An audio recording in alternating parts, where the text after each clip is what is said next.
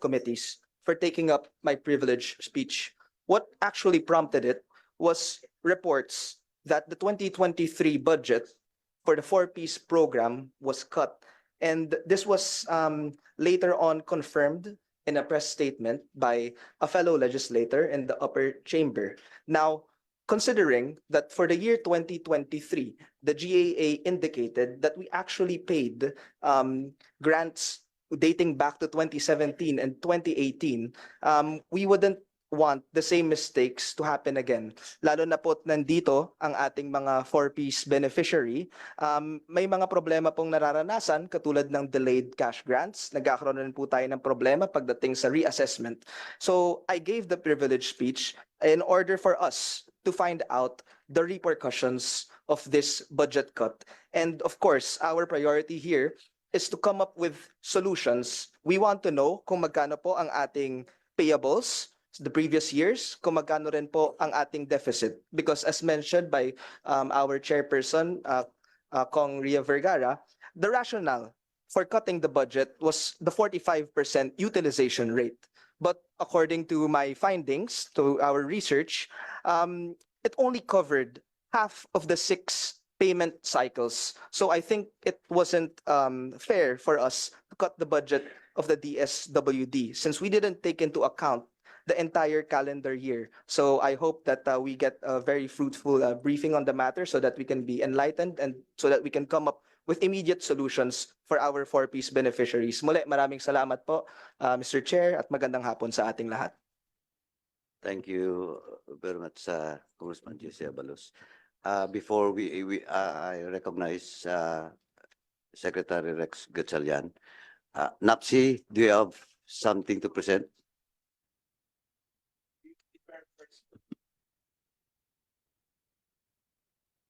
So gusto niyo mauna sila? We will defer, Mr. Chair, to the presentation of the SWD first. Thank you. So now let me recognize Secretary Rex Gatchalian to have his opening remarks and a PowerPoint presentation. Thank you, Mr. Please Chairman. Please Before anything else, thank you to both the committees and their chairperson for the opportunity to shed light on the four-piece program. We know that the four-piece program is 50% of the budget of DSWD. It's the country's flagship anti-poverty program. It's really befitting be given the time to go through the intricacies of it. We prepared a 6-slide presentation together with printouts that we can hand to the members for better understanding. The first slide, if you can pull it up already. We prepared printouts for distribution actually.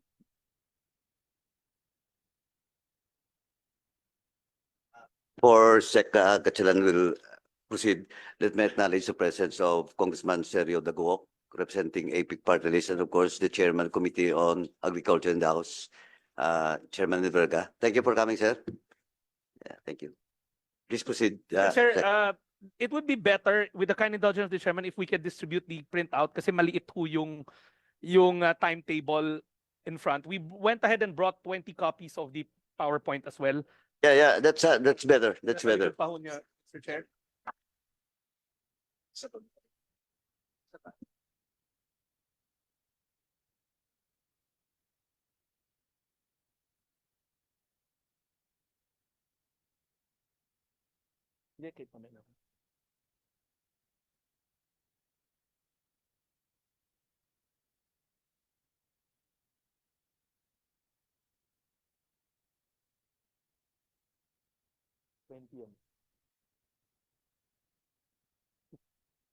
Mr. Chairman, in your opening statement, you pointed out, and rightfully so, that one of the bigger issues of the four-piece is the identification of the beneficiaries. Laging may issue on bakit siya kasama, bakit hindi ako kasama. And the first slide is actually, how do I put it, the root of all the trouble. In fact, Congresswoman Castro and Congresswoman Brosas knows this because during the budget season, I think Congresswoman Kimbo as well, we spoke about listahanan 3. For everybody's refresher, the four-piece targeting system, which was prescribed by law and an executive order, uses the NHTO or the National Household Targeting System. Every 4 years, the department is tasked to create a listahanan. wherein people are classified poor or not non-poor. The latest listahanan took place started 2019. If you can see in the timetable, the 2019 was the setup and the start of the data gathering. Unfortunately, nung 2020, we all know COVID happened. And that's where the trouble all started. Hindi ho natapos yung listahanan ng listahanan 3. What happened then was, one, hindi siya natapos, which rendered around 625,000 plus families unassessed. Meaning, itong mga pamilya na to can be poor but hindi sila napuntahan, so unassessed sila. And then, there was around 1.3 million plus families that were tagged as non-poor. So tigil ho muna ako doon. Itong dalawang numero na to, pag pinagsama nito, they're already 50% of the 4.4 beneficiaries. So medyo malaking numero ho yung maaring madilis at saka yung hindi na-assess, which is very dangerous. So fast forward ho, August 2022, Secretary Tulfo had the good sense to do a reassessment. Nag-worry siya kasi from the bureaucrats who are with me, they were saying na nag-worry si Sec Tulfo kasi ang daming madidilis. Imagine nyo, 50% almost. Unassessed, 600,000, and then another 1.3 ang just sasabihin na hindi na sila poor. So the department was getting a lot of grievances. So what he did was to sign off an executive order or an administrative order in the department saying that let's reassess these people. Kasi kawawa naman, kakatapos ng COVID, tapos madidilis ka. At napakarami nila. 2023, early part, January 31, I joined the department and we carried on that reassessment. Tinuloy namin yon, if you can see. Now, in that initial reassessment, the initial result came back saying na 698,000 of the total number were poor. So medyo malaki-laki pa rin siya. How do we know na malaki siya? We were getting reports from the office of the different congressperson like si Congressman Abalos, Congressman Kimbo, that were saying na there were people on the ground who were complaining na mahirap pa rin kami pero dinidilis kami. In fact, I had lengthy discussions with both congressperson about this. And the department took cognizance of that. So what did we do? We went to PSA and NEDA and we told them, look, yung proxy means test na ginagamit natin, baka hindi na siya calibrated sa anyo ng kahirapan post-COVID. We have to remember, nag-iba yung mukha ng kahirapan pagtapos ng COVID. But the assessment tool or the proxy means test that we are using to determine kung poor or not poor, lumang proxy means test pa, pre-COVID. True enough, PSA said, yes, mukhang yung tool nyo, yung tool na ginagamit, hindi na siya calibrated. Hindi niya makakapture yung tunay na mukha ng kahirapan post-COVID. Kaya napakalaki ng mga dinidilis nyo. So immediately, we set forth to use another tool inside the department called the SWEDI. The good Congress members here in the budget committee, APRO committee, asked me about SWEDI. SWEDI is the Social Welfare Development Index indicator tool of DSWD. Matagal na ho yan sa department. It's a case management tool, meaning our social workers will always use that physically to assess a person's total well-being with 3 categories. Level 1, which is poor, subsistence, survival, 2 is subsistence, and 3 is self-sufficiency. Ito, ang difference niya sa proxy means, and si Congresswoman Kimbo and I had a lengthy discussion about this. Si proxy means test kasi is a table assessment. All the field will get all the numbers, submit it to us, we run the numbers, you are decided as poor or not poor. It's purely statistical. While si SWEDI, meron siyang emotional coefficient na kasama because the case worker or the social worker goes visits you at tinitignan niya yung economic well-being mo, yung social integration mo, everything, the social adequacy. So makikita niya yung tunay na mukha.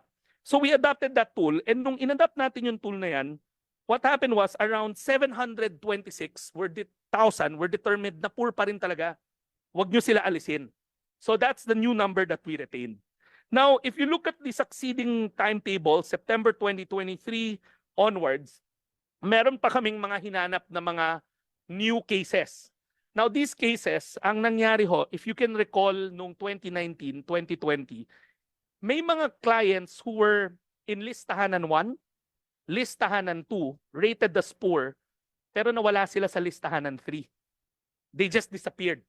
Bakit? ang theory ho namin doon, the evaluators ng listahanan during COVID, hindi napuntahan lahat. So they just decided, some of them siguro just said na, hindi na poor to. There's that level of human error. Lumipat yung tao, hindi niya na nahabol. So kami in the department, we undertook another round of assessment.